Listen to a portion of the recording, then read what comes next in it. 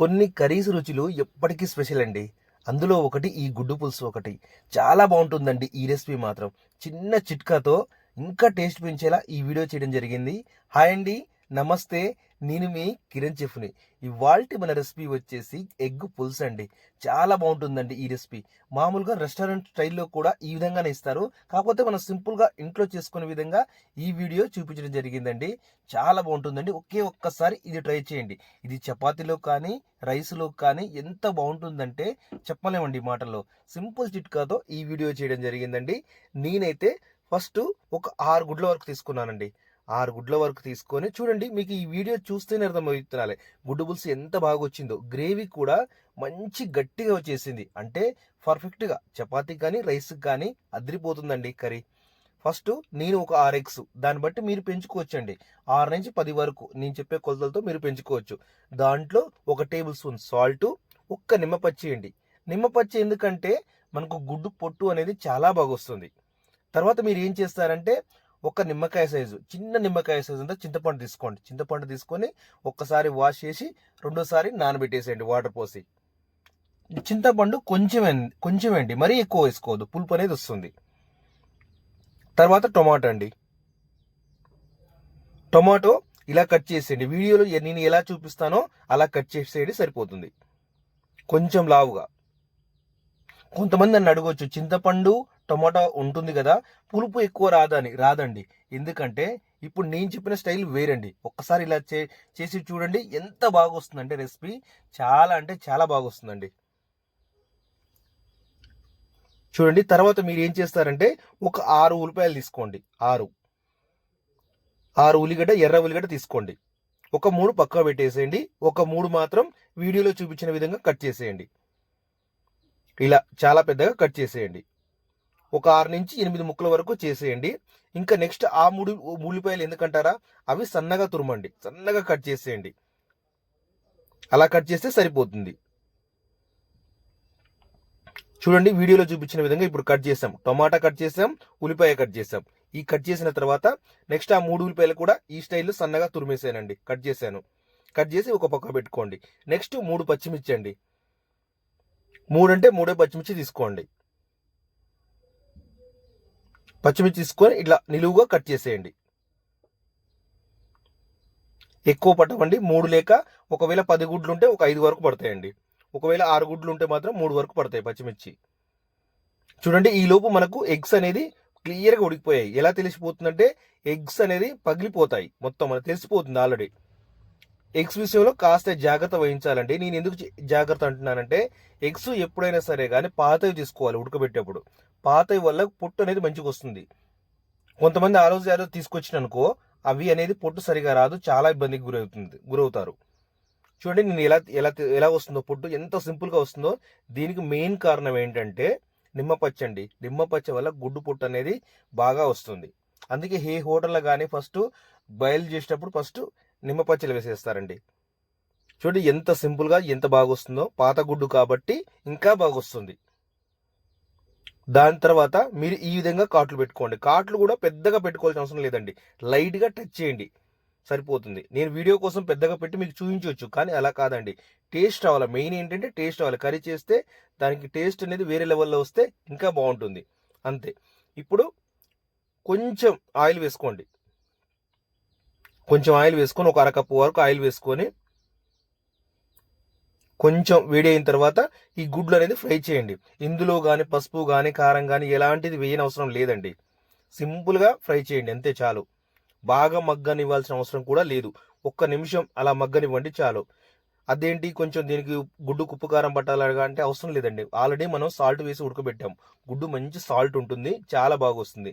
ఇక ఫ్రై చేసాం కాబట్టి ఆటోమేటిక్గా ఇంకా టేస్ట్ అనేది వేరే లెవెల్కి వెళ్ళిపోతుందండి.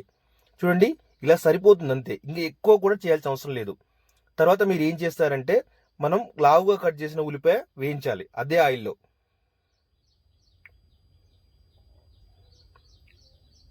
ఈ ఉల్లిపాయ అనేది కాస్త మగ్గనివ్వండి, ఎర్రగా వచ్చే వరకు మగ్గనివ్వండి.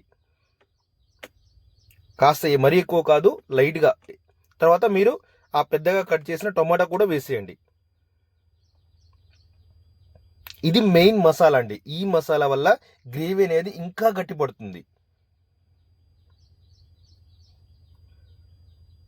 కానీ టేస్ట్ మాత్రం ఏ మాటకు ఆ మాట అండి. చాలా బాగా వచ్చింది టేస్ట్ మాత్రం. నేను చెప్పడం కాదండి, మీరు ఒక్కసారి నేను చెప్పిన స్టైల్లో ఫాలో కండి. ఎగ్ పులుసు చాలా అంటే చాలా బాగుంటుంది. కొంతమంది చింతపండు వేస్తారు, కొంతమంది స్కిప్ చేసేస్తారు. కానీ చింతపండు వల్ల కూడా ఇంకా టేస్ట్ పెరుగుతుంది. కానీ చింతపండు అనేది లిమిట్లో వేసేయాలండి అంతే. మరీ ఎక్కువ వేస్తే మరీ పులుపు వస్తుంది. నేనేం చెప్పానంటే నిమ్మకాయ సైజుకు కొంచెం తగ్గించుకోండి.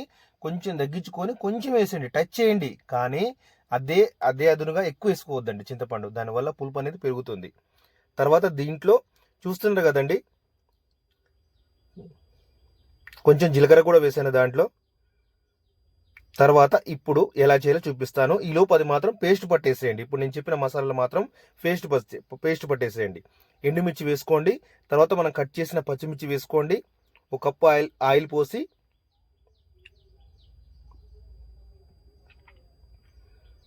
ఎండుమిర్చి పచ్చిమిర్చి వేసిన తర్వాత ఇప్పుడు సన్నగా తురిమిన కట్ చేసిన ఉల్లిపాయ వేసేయండి.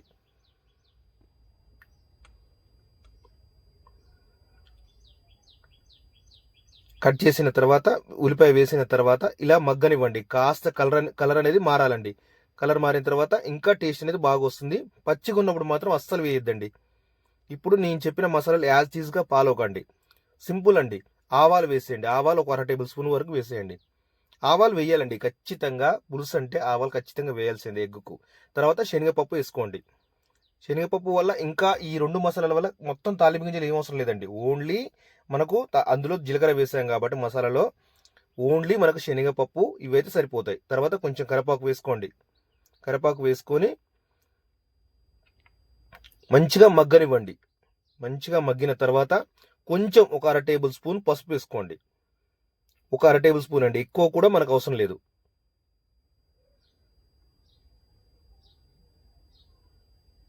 తర్వాత అల్లం వెల్లుల్లి పేస్ట్ అండి. ఖచ్చితంగా అల్లం వెల్లుల్లి పేస్ట్ అనేది ఇందులో వేయాలి. ఒక 2 టేబుల్ స్పూన్ వరకు వేసుకోండి. మామూలుగా 10 గుడ్లు అయినా కూడా 2 టేబుల్ స్పూన్ వరకు సరిపోతుందండి. చూడండి ఉల్లిపాయ కూడా ఎలా మగ్గిందో వీడియోలో మీరు చూస్తున్నారు కదా, సేమ్ అలా మగ్గితే సరిపోతుంది. తర్వాత చింతపండు అండి, చింతపండు రసం పోసుకోవాలి. చూడండి నేను ఎంత కొంచెం పోసుకున్నానో కొంచెమే, ఎక్కువ కూడా పోసుకోవద్దండి, కొంచెం చాలు. టచ్ చేయాలి అంతే. చింతపండు రసం అనేది కొంచెం మగ్గాలండి. కొంచెం మగ్గితే సరిపోతుంది చింతపండు రసం అనేది. చూడండి ఇప్పుడు మగ్గి బాగా దగ్గరికి వచ్చేసింది. దగ్గరికి వచ్చిన తర్వాత ఇప్పుడు మసాలాలు అనేది మనం వేయాలండి. చెప్తున్నాను కదండి, ఒక 3 నిమిషాల వరకు చింతపండు మగ్గిపోవాలి. బాగా మగ్గితేనే ఆ పులుపు అనేది తిరిగిపోతుంది. తర్వాత దాంట్లో 1 టేబుల్ స్పూన్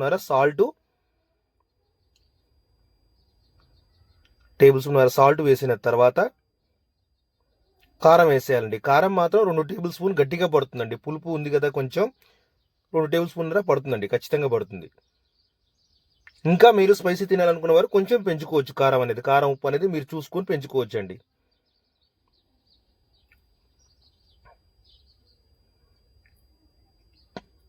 చూడండి ఇప్పుడు కారం ఉప్పు అనేది ఇప్పుడే వేయాలి, చింతపండులో వేయాలండి. మళ్ళీ మసాలాలో వేస్తే ఏమవుతుందంటే సరిగా సెట్ అవ్వదు.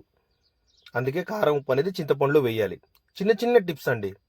నా వీడియో 1 నిమిషం 2 నిమిషాలు లేట్గా ఉంటాయి కానీ పర్ఫెక్ట్గా వస్తుంది మీకు రెసిపీ మాత్రం. ఇప్పుడు ఈ పట్టిన మసాలా ఉంది కదండి, మనం ఉల్లిగడ్డ టమాటా పట్టినాం కదా, ఆ మసాలా వేసేయాలి మనం. ఆ మసాలా వేసేసి ఇప్పుడు మొత్తం కలుపుకోవాలండి. ఇప్పుడు గ్యాస్ అనేది కాస్త స్లోగా పెట్టుకోవాలి మీరు. స్లోగా పెట్టుకొని చేయాలి, ఎందుకంటే అడుగు మాడుతుంది మసాలా వేసిన తర్వాత. కొంచెం వాటర్ అండి తగినంత. ఆ గిన్నెను వాష్ చేసి మళ్ళీ ఆ వాటర్ అందులో పోసేయండి. మన టమాటా ఉల్లిపాయ గిన్నె ఉంది కదండి, అదే అందులో వేసేయండి ఆ వాటరు.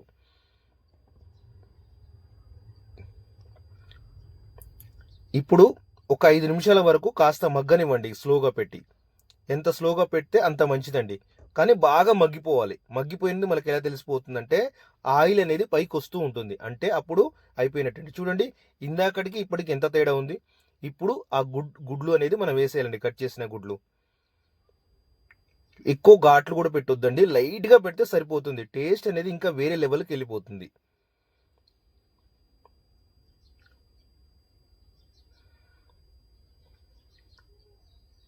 చూడండి ఎంత బాగా వచ్చిందో కర్రీ మాత్రం. కర్రీ బాగా వచ్చింది, ఆ గ్రేవీ కూడా బాగా వచ్చింది. మంచి తిక్కుగా వచ్చింది గ్రేవీ కూడా. చూడండి ఒక లెవెల్కి వెళ్ళిపోయింది కర్రీ మాత్రం.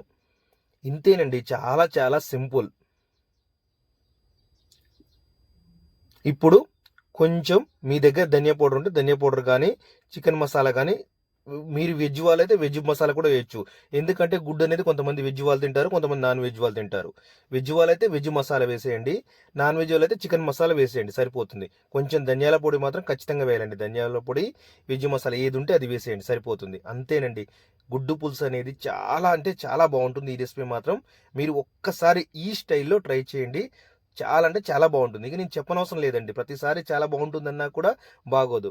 నేను చెప్పడం కంటే మీరు చేసింది కరెక్ట్ ఉంటుందండి. ఇంతేనండి, చాలా సింపుల్. చూడండి ఎంత బాగొచ్చిందో కర్రీ మాత్రం. చెప్పడం కాదండి, చూస్తేనే మీకు అర్థమైపోద్ది. ఇంకా తింటే మాత్రం ఈ టైప్ చేస్తే మాత్రం ఇంకా మీకు అర్థమైపోద్దండి. ఓకేనండి, ఈ వీడియో ఇంతసేపు చూసినందుకు చాలా థ్యాంక్ యూ అండి. కొత్తగా చూస్తున్న వాళ్ళు సబ్స్క్రైబ్ చేసుకోండి, ఎందుకంటే మీకు అన్ని విధాలుగా యూజ్ అయ్యే ఛానల్ అండి. చాలా సింపుల్ టిప్స్తో ఇంకా మీరు ఏమేం కావాలనుకుంటున్నారో అది కూడా మీకు కామెంట్ చేయండి. మీకు ప్రతి కామెంట్ చూస్తూ మీరు చెప్పే వంటలన్నీ కూడా నేను చేస్తానండి. ఓకేనండి, చాలా చాలా థ్యాంక్ యూ. ఈ వీడియో ఇంతసేపు చూసినందుకు లైక్ మర్చిపోవద్దు, షేర్ మర్చిపోవద్దు, సబ్స్క్రైబ్ మర్చిపోవద్దండి. ఇంకా ఏ రెసిపీలు కావాలన్నా కూడా నాకు మీకు కామెంట్ చేయండి. నేను ప్రతి కామెంట్ చూస్తూ ఉంటా. నేను ఖచ్చితంగా మీరు చెప్పింది నేను ఖచ్చితంగా చేస్తానండి. ప్రతి ఒక్క రెసిపీ చేస్తా. రెస్టారెంట్ టైప్లో కానీ, మామూలుగా దాబా టైప్లో కానీ, ఇంట్లో చేసుకునే విధంగా చిన్న చిన్న టిప్స్ ఏమైనా ఉన్నా కూడా అడగండి, నేను ఖచ్చితంగా చెప్తాను. ఓకేనండి, చాలా థ్యాంక్ యూ ఈ వీడియో ఇంతసేపు చూసినందుకు.